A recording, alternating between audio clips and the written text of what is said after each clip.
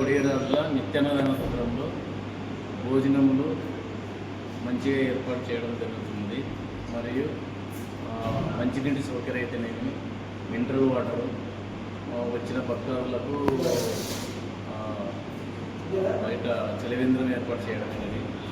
మరియు ఈ ఉత్తరంలో ఈ జరుపటి రాములు ఆధ్వర్యంలో కమిటీ మెంబర్లు మరియు ఇక్కడ పనిచేసే భక్తులు మంచిగా వచ్చిన వారికి మర్యాదలు చేస్తూ వారికి ఏ ఇబ్బంది లేకుండా, లోటు లేకుండా అన్ని సౌకర్యాలు సక్రమంగా కల్పించడం జరిగినది.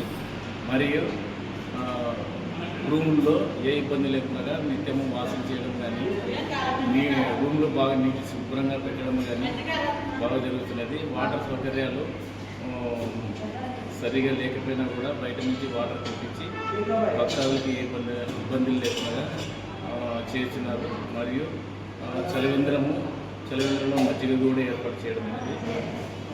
ఈ విధంగా అన్నదాన సత్రం దినదిన అభివృద్ధి చెందుతూ బాగా జరగాలని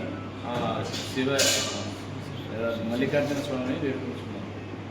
నా పేరు కొట్టే ఆంజనేయులు, కర్నూలు ఆర్ఎంపీ డాక్టర్.